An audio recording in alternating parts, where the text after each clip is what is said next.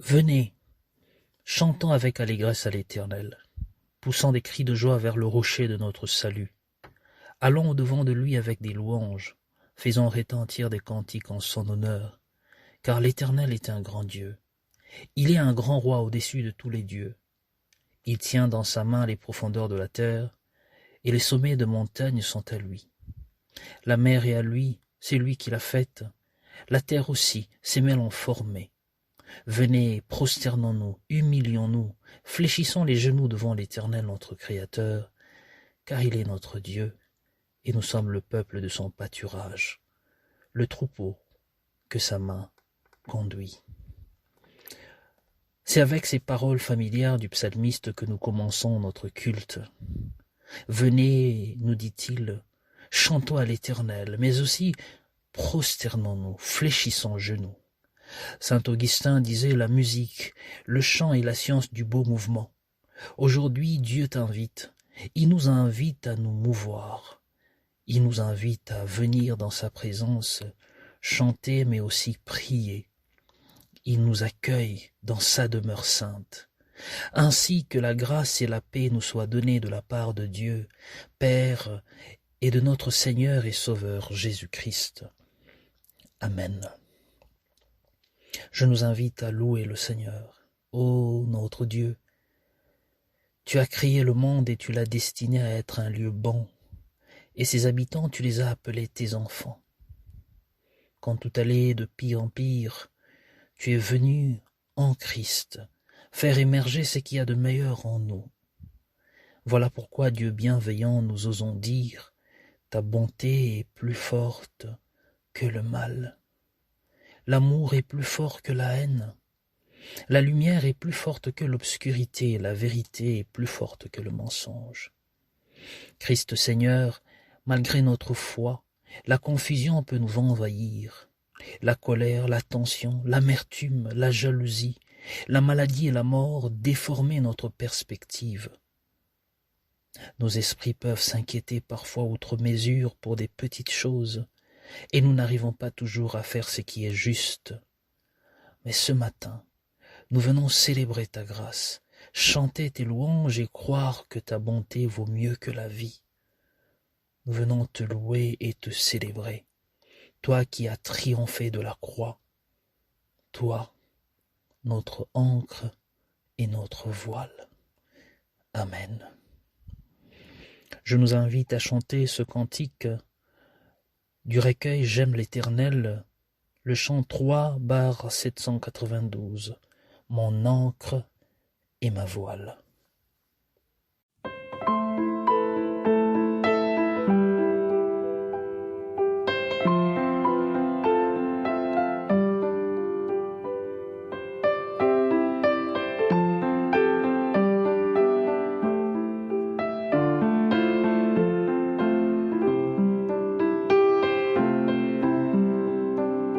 Dieu, tu es ma force, ma consolation, une lampe devant mes pas. Ta voix a triomphé de l'ouragan, remporté le combat. Tu m'offres chaque jour ton infaillible amour. Toi qui as fixé le cours des étoiles, sois mon ancre, sois ma voile. Tu étends mes ailes pour toucher les cieux, protégé par ta main. Ta grâce m'appelle à lever les yeux et suivre ton chemin. Tu m'offres chaque jour ton infaillible amour, toi qui as fixé le cours des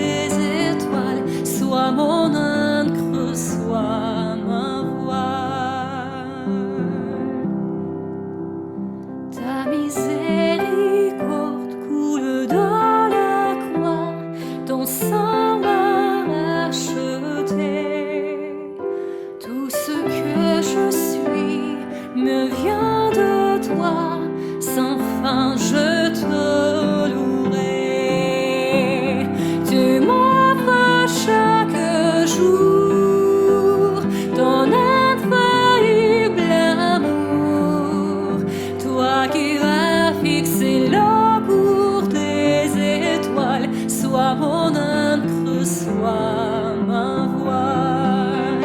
Tu m'offres chaque jour ton infaillible amour, toi qui as fixé le cours des étoiles, sois mon ancre, sois ma voile, sois mon ancre, sois ma voile, sois mon ancre, sois ma voile.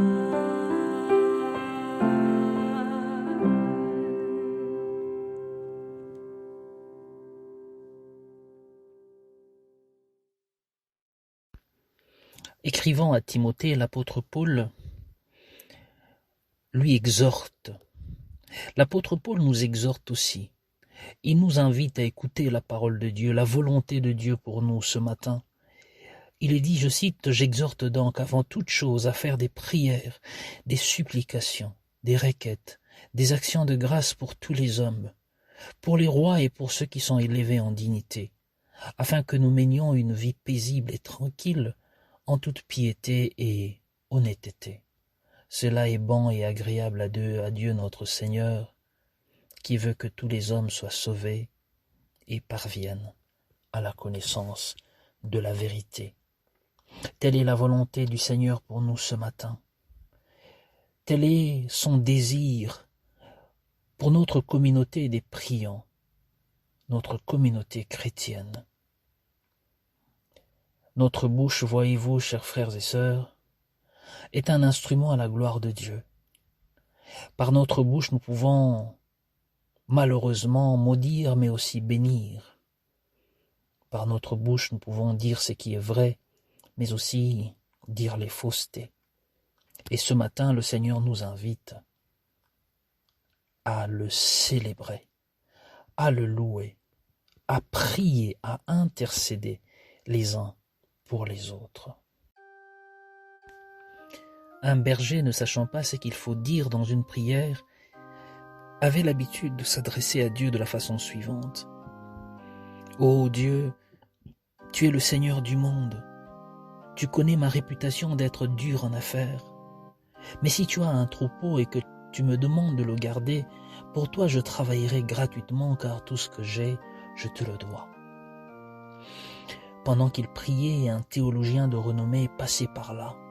Il entendit la prière du berger. Choqué par le caractère enfantin d'une telle prière, il décide d'apprendre au berger la bonne façon de prier selon les critères d'une bonne théologie. Une fois le théologien retourné dans ses bibliothèques, le berger est bien embêté car il ne se souvient plus de ce qu'il avait appris. La seule chose qui lui reste est que sa vieille façon de prier n'était pas la bonne. Alors, il ne prie plus. Une nuit, le théologien a un rêve. Il entend une voix lui dire « Tu m'as dérobé une des plus belles perles de mon royaume. » Il se souvient alors du vieux berger. Il décide de retourner le voir et lui demande de lui apprendre sa prière. « Rappelle-toi, tu disais, tu connais ma réputation. » Je nous invite à chanter ce chant qui dit « L'amour de Dieu de loin surpasse. » L'amour de Dieu de loin surpasse ce qu'on peut dire. Un cœur humain, il est plus grand que les espaces. Même en l'abîme, il nous atteint. Pour le péché de notre monde, Dieu nous donna Jésus. Il nous pardonne aux paix profondes, il sauve les perdus. Verser de l'encre dans les ondes, changer le ciel en parchemin, tendez la plume à tout le monde et que chacun soit écrivain. Vous dire tout l'amour du Père ferait tarir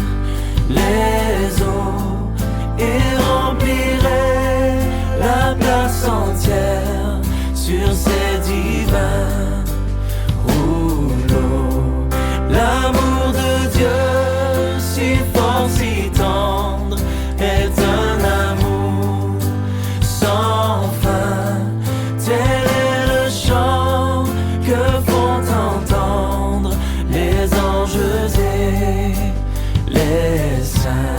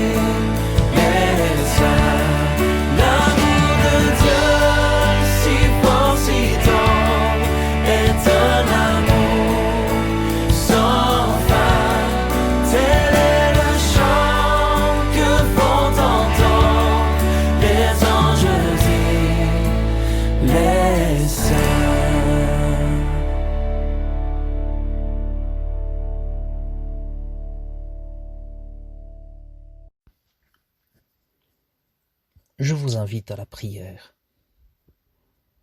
Ô Dieu notre Père, avant d'être formés, nous ne valions rien. Et maintenant que tu nous as formés, nous ne sommes rien de plus.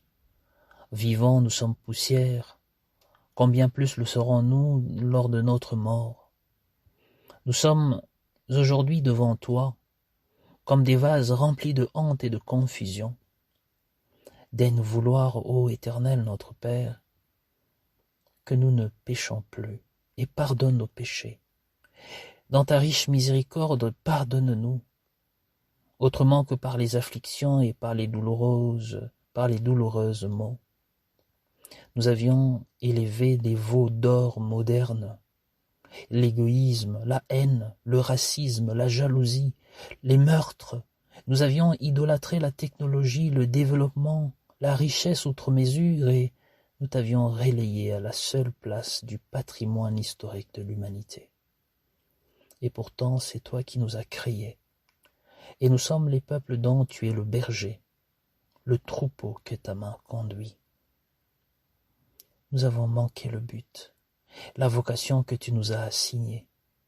Nous avons péché. Tendre Père, par ta grâce, lave-nous, relève-nous, aie pitié de nous, nous, ta création bien-aimée. Amen. Chers amis, chers frères et sœurs, Plotin disait « Retirez-vous en vous-même, et si vous n'aimez pas ce que vous voyez, agissez comme un sculpteur. Retire ici, arrondis-la, affine cette ligne, purifie celle-là. Ne t'arrête pas à modeler jusqu'à ce que de toi jaillisse une lumière divine. Dieu s'est souvenu de sa bonté et de sa fidélité envers nous. Il vient nous porter par sa grâce et nous restaurer. Il nous déclare ce matin, il te déclare ce matin, je t'aime et je te veux debout, joyeux, heureux et béni. Va, chers frères et sœurs, va, mon frère, ma sœur, va et ne pêche plus. Amen. Pouvons-nous chanter ensemble ce chant qui dit « Tu me veux à ton service ». Le cantique Alléluia, le chant 44, 07.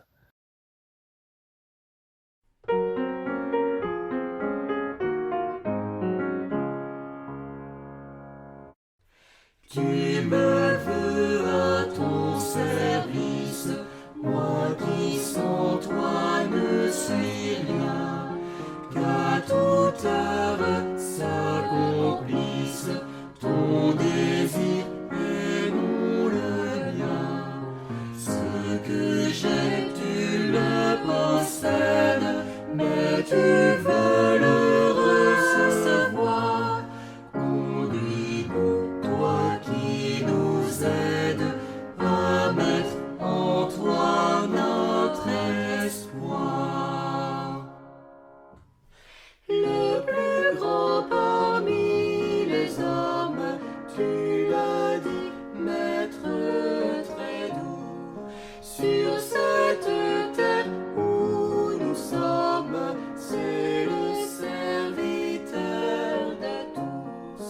Tu fis mieux que de le dire, quand pour nous tu vas t'offrir, confond ce cœur qui n'aspire qu'à se faire encore servir. Jésus, si ta main me guide, je marcherai par la foi. Tout chemin sera limpide, tout travail sera pour toi. Je suis prêt pour la bataille, sa douleur et son effort. Je vais où tu veux que j'aille, dans la vie et dans la mort.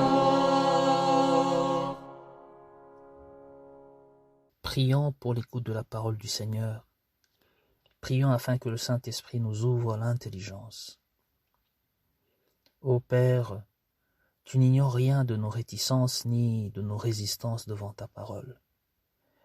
Tu sais combien nous nous esquivons lorsque ton évangile se fait précis, combien nous interprétons lorsque ta parole nous interpelle trop, combien nous oublions lorsqu'elle se fait dérangeante. Et pourtant, nous revoici ce matin à l'écoute de ce que nous dit l'Écriture. C'est pourquoi nous invoquons ton Saint-Esprit pour qu'il nous accorde un cœur ouvert à ta parole et une intelligence accueillante à ton évangile. Derrière les mots que nous entendons, donne-nous de discerner ta parole de vie, ta parole pour nos vies. Donne-nous d'entendre ton évangile et de le mettre en pratique. Amen. Évangile selon Matthieu, le chapitre 6, les versets 5 au verset 15. Lorsque vous priez, ne soyez pas comme les hypocrites, qui aiment à prier debout dans les synagogues et au coin de rue, pour être vus des hommes. Je vous le dis en vérité, ils reçoivent leur récompense. Mais quand tu pries, entre dans ta chambre, ferme ta porte et prie ton Père qui est là dans le lieu secret, et ton Père qui voit dans le secret te le rendra. En priant, ne multipliez pas les vaines paroles, comme les païens qui s'imaginent qu'à force des paroles, ils seront exaucés. Ne leur ressemblez pas, car votre Père sait de quoi vous avez besoin, avant que vous le lui demandiez. Voici donc comment vous devez prier. Notre Père qui est aux cieux, que ton nom soit sanctifié, que ton règne vienne, que ta volonté soit faite sur la terre comme au ciel. Donne-nous aujourd'hui notre pain quotidien. Pardonne-nous nos offenses, comme nous aussi nous pardonnons à ceux qui nous ont offensés. Ne nous induis pas en tentation, mais délivre-nous du malin. Car c'est à toi qu'appartiennent dans tous les siècles le règne, la puissance et la gloire. Amen. Si vous pardonnez aux hommes leurs offenses, votre Père céleste vous pardonnera aussi. Mais si vous ne pardonnez pas aux hommes, votre Père céleste ne vous pardonnera pas non plus.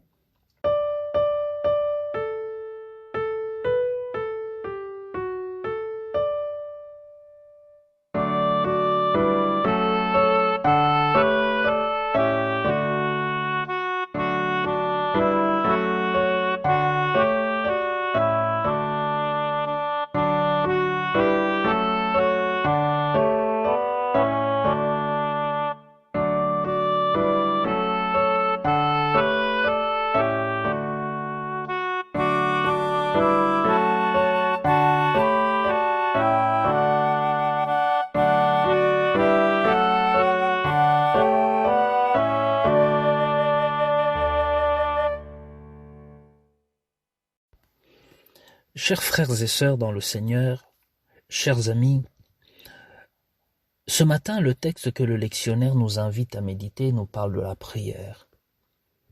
La prière, n'est-ce pas cela même le cœur de toute religion, sinon de toute relation à l'être transcendant, à Dieu? Éric Marshall, dans son recueil intitulé « Les lettres à Dieu », raconte l'histoire du jeune Louis. Louis qui, dans une des lettres, s'adresse à Dieu ainsi. « Cher Dieu, j'étais déjà écrit, tu t'en rappelles? J'ai fait ce que j'ai promis, mais tu ne m'as pas encore envoyé un cheval. Que se passe-t-il? Signé Louis. » Louis est déçu. Il a rempli sa part de contrat, mais il a l'impression que Dieu l'a laissé tomber. Voyez-vous, l'erreur de Louis est une erreur que nous partageons tous. Nous avons très souvent une mauvaise conception de la prière. Très souvent, nous confondons prière et magie. La magie emploie des formules semblables pour peu à nos prières, mais la différence entre les deux réside dans l'attente que nous y appliquons. Dans la magie, nous voulons les réponses ou l'exaucement maintenant. Quant à la prière, par contre, son résultat dépend de la bonne volonté de Dieu et de sa souveraineté. Je disais, la prière, n'est-ce pas cela même le cœur de toute religion, sinon de toute relation à Dieu? Du reste, le terme religion renvoie à un sens commun que celui de la prière, faire le lien. En effet, deux mots latins renvoient à la religion. Le premier est relegere, relier, repasser en son cœur, d'où le sens d'ailleurs d'une observance religieuse. La prière, chers frères et sœurs dans le Seigneur, est aussi une façon d'observer la religion. N'entendons-nous pas si souvent auprès de nos amis musulmans « qui ne prie pas n'est pas musulman ». Martin Luther disait d'ailleurs « la prière est le métier du chrétien ». Un autre mot latin qui renvoie à la religion est religare, relier, attacher, d'où le sens de lien à établir ou à nourrir entre l'être humain et Dieu. Nous définissons couramment la prière comme étant le fait d'être en lien avec Dieu, en communion ou en communication avec Dieu. Prier, c'est parler à Dieu et laisser Dieu nous parler. La prière est le dialogue entre le croyant et son Dieu. Les réformateurs, à l'exemple de Luther, ont osé dire que la prière, c'est l'expression d'une richesse infinie qui se propose à l'être aimé. La prière est déjà, pour les réformateurs, la réponse à la grâce, à la volonté de Dieu. Elle est en ce sens que la prière première émane de Dieu lui-même, qui supplie l'humain de se laisser réconcilier avec lui. Si dans l'évangile de Luc, ce sont les disciples qui demandent à Jésus de leur apprendre à prier, chez Matthieu, la réalité est tout autre. La section qui traite de la prière fait partie du sermon sur la montagne. Nous pouvons même dire sans tort qu'elle fait partie des béatitudes, des vertus exaltées par le Christ. Dans le chapitre 6, le maître mot est la justice. Gardez-vous, dit le Seigneur, de pratiquer votre justice devant les hommes pour être vu. Ensuite, à cette justice, il associera l'aumône, puis la prière et enfin le jeûne. Pour le Seigneur, l'aumône, la prière et le jeûne relèvent tous de l'intimité, intimité entre l'humain et le divin. En ce qui concerne la prière, car c'est cela le thème de notre méditation matinale, il nous est dit, lorsque vous priez, ne soyez pas comme des hypocrites, qui aiment à prier debout dans les lieux de culte ou au coin des rues pour être vus des hommes. Gardons-nous de l'hypocrisie, dit-il. Gardez-vous, disais-je, de l'hypocrisie, dit-il. En effet, la racine grecque qui donne le mot hypocrisie renvoie aussi à la duplicité, à la fausseté, à une forme de simulation, bref, à un théâtre. Le propre même du théâtre est de jouer un rôle. Le Seigneur nous dit de nous garder de cela. Mais il nous invite, au-delà de ne pas jouer un rôle, il nous invite à être nous-mêmes. La prière doit être une parole qui dit notre vérité devant Dieu. Prier, c'est être vrai devant Dieu. Et cette vérité peut être la vérité de nos désirs ou de nos besoins, mais aussi la vérité de notre relation à Dieu. Sans être dans un jugement de valeur, nous vivons dans un pays où, quand c'est l'heure de la prière, il est courant de voir les gens prier en plein boulevard, au coin de rue. Dieu seul en connaît l'intérêt. La prière, chers frères et sœurs, doit être un réel reflet de notre relation à Dieu. Dans le livre de la Genèse, au chapitre 4, les versets 3 à 7, la Bible nous raconte l'histoire de deux frères, Caïn et Abel. Les deux frères offrent à Dieu une offrande en guise de prière. Le texte nous dit malheureusement que Dieu prit plaisir à Abel et à son offrande, mais il ne prit point plaisir à Caïn et à son offrande.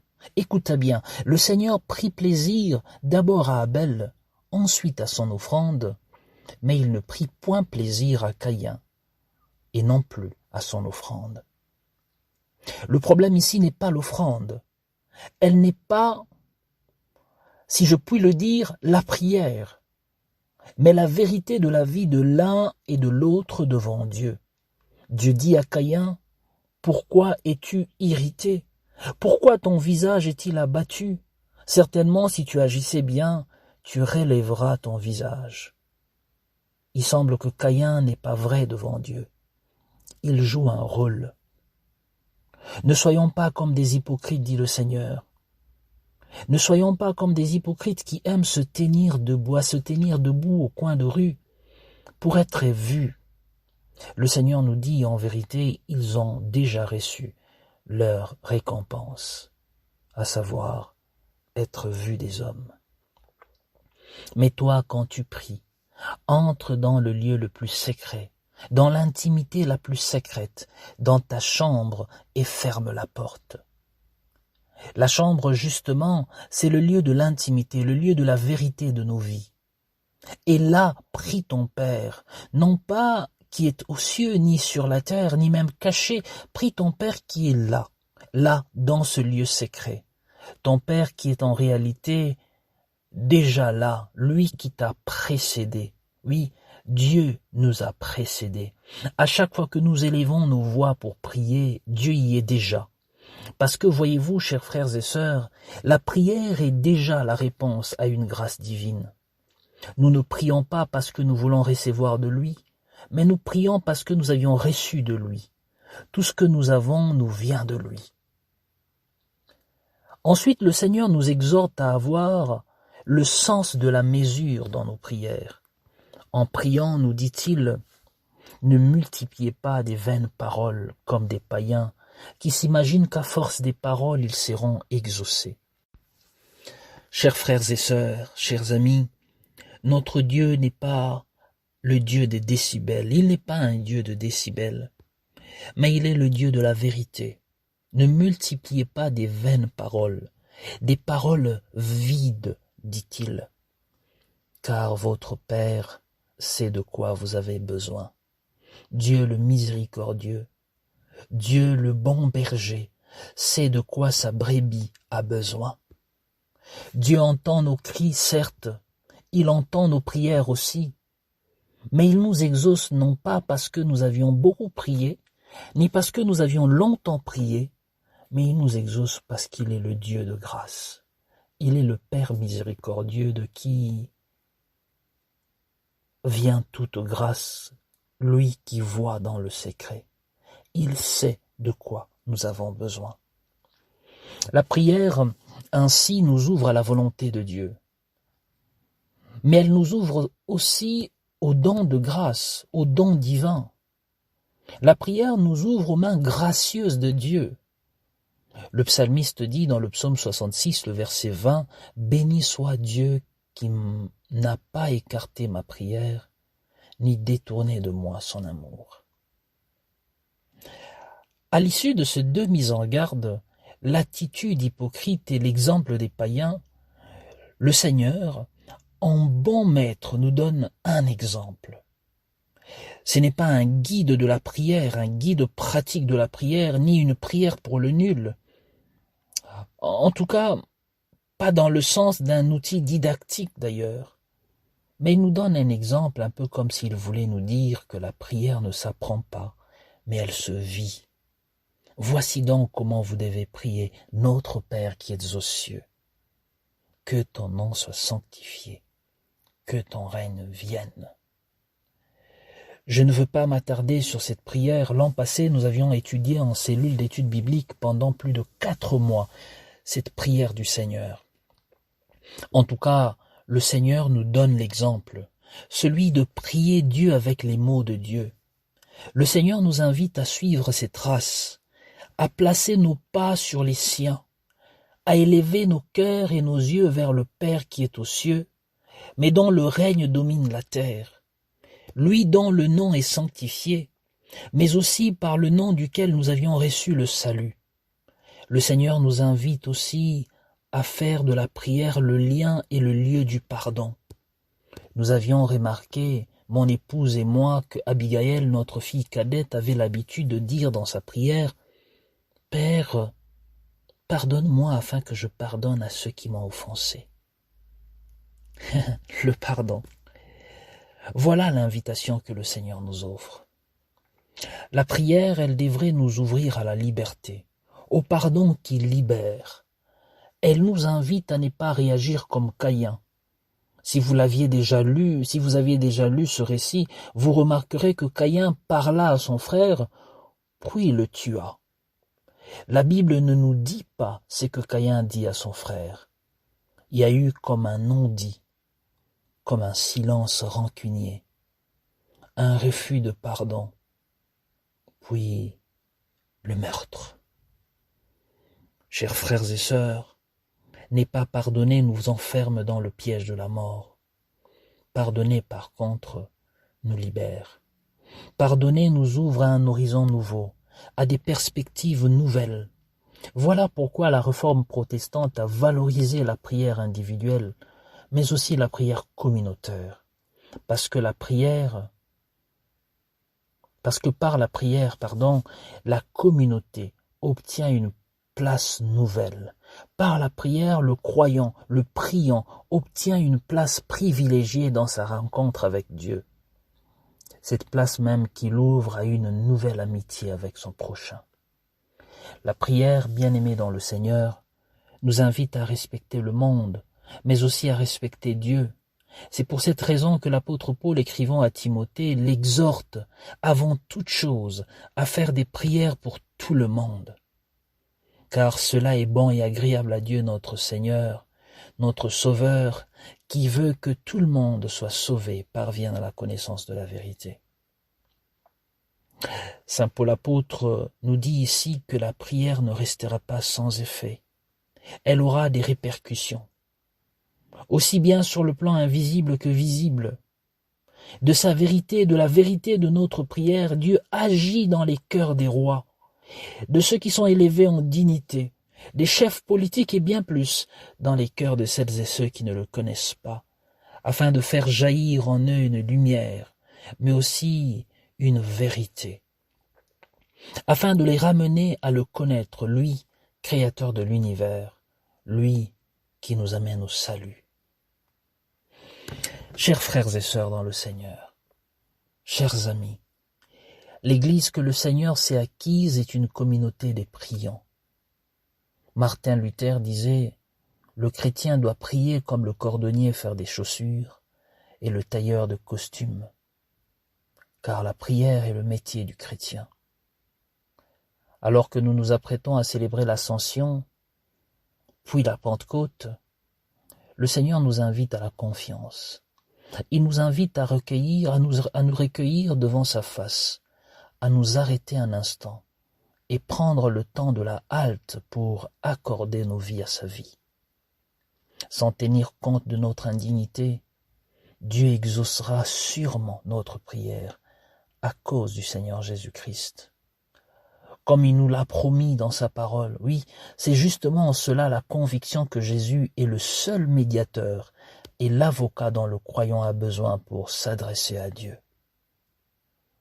C'est Calvin qui dira d'ailleurs, sous la conduite de Jésus, nous pouvons franchement nous approcher de Dieu avec assurance, étant donné qu'un tel intercesseur ne peut rien se voir refusé par le Père.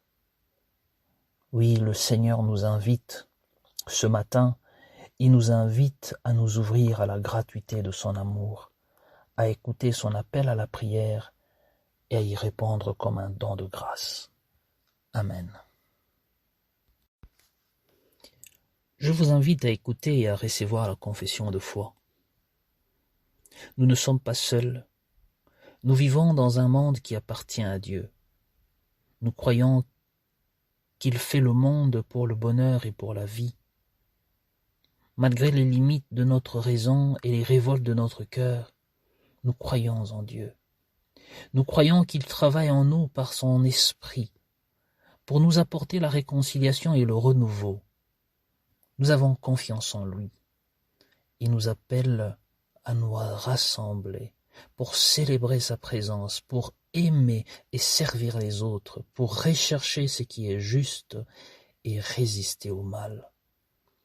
Nous proclamons le royaume de Dieu, dans la vie, dans la mort. Dans la vie après la mort, il est avec nous. Nous ne sommes pas seuls. Nous croyons en Dieu. Amen. Je disais au tout début du culte, et comme je l'ai si bien redit lors de ma prédication, le Seigneur nous invite à être une communauté des priants. L'apôtre Paul exhortait Timothée à faire toutes sortes de prières. Prions les uns pour les autres.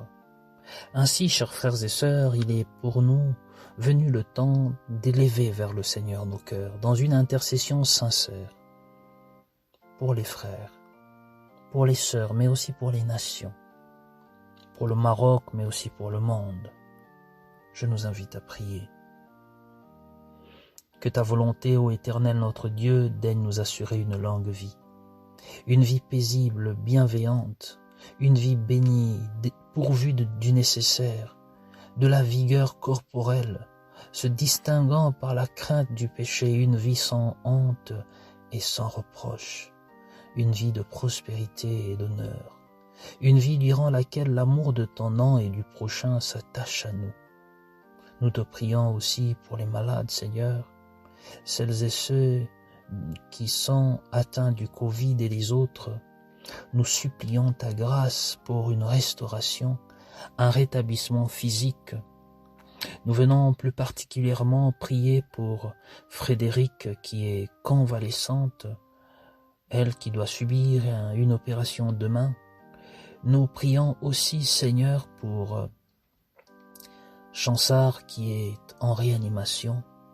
Père éternel, daigne le restaurer, le soutenir, le fortifier. Souviens-toi de tous les pays qui amorcent déjà le déconfinement et de toutes ces nations qui sont encore au cœur de cette pandémie. Oui, Père, donne aussi la pluie et fais germer le fruit de la terre dans tous ces pays frappés par la famine. Et restaure en nous tous, Seigneur, la paix, ta paix. Amen. Notre Père qui es aux cieux, que ton nom soit sanctifié, que ton règne vienne et que ta volonté soit faite sur la terre comme au ciel. Donne-nous aujourd'hui notre pain quotidien. Pardonne-nous nos offenses, comme nous pardonnons aussi à ceux qui nous ont offensés. Et ne nous soumets pas à la tentation, mais délivre-nous du mal. Car c'est à toi qu'appartiennent le règne, la puissance et la gloire, pour les siècles et les siècles. Amen. Voici les quelques annonces que je viens vous transmettre. Dès demain, nous allons commencer une 4e vague de distribution de colis alimentaires et nous irons essentiellement à Aïtamira, cette province qui est à 45 km d'Agadir. Portez-nous dans la prière afin que cette distribution se passe dans les bonnes conditions. Outre cette annonce, nous rendons grâce à Dieu parce que le séminaire de la jeunesse de Meknès, séminaire auquel nous avions assisté via Zoom bien sûr, s'est très bien passé. Et demain lundi à partir de 18h30, il y aura un autre séminaire organisé par l'Église nationale, un séminaire médical, un séminaire préventif sur la question du Covid.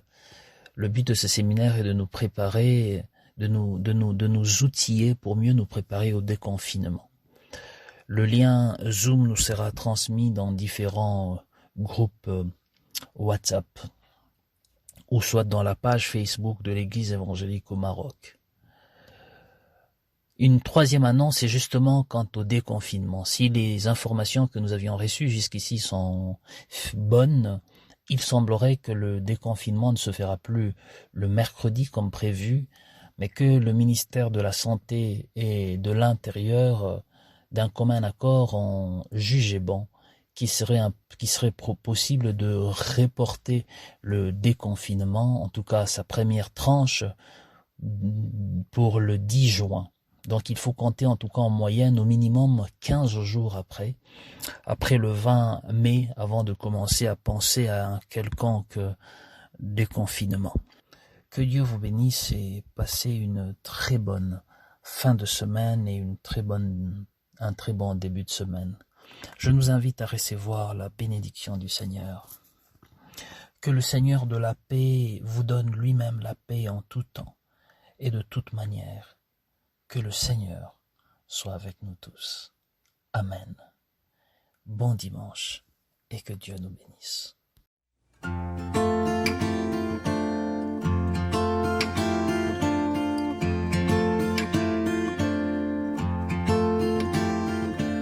Mon Dieu, plus près de toi, plus près de toi, c'est le mot de la foi, plus près de toi.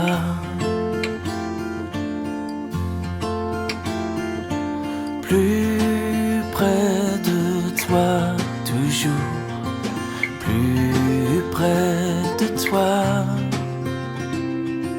Donne-moi ton secours, soutiens ma foi. Même alors que l'épreuve débordant comme un fleuve me rapproche de toi, plus près de toi.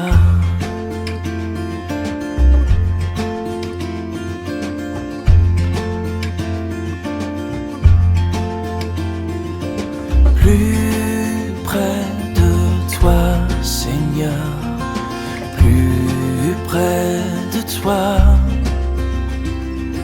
Tiens-moi dans ma douleur, tout près de toi.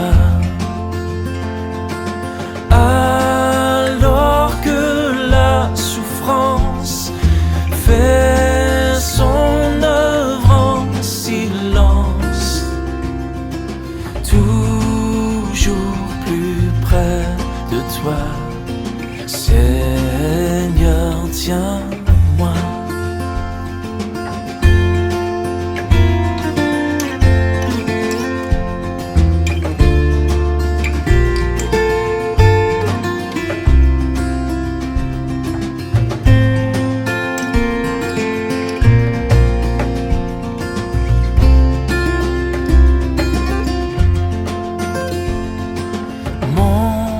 Dieu, plus près de toi, dans le désert, j'ai vu plus près de toi, ton ciel ouvert. Pèlerin, bon courage, ton chant brave l'orage. Mon Dieu, plus près de toi, plus près de toi.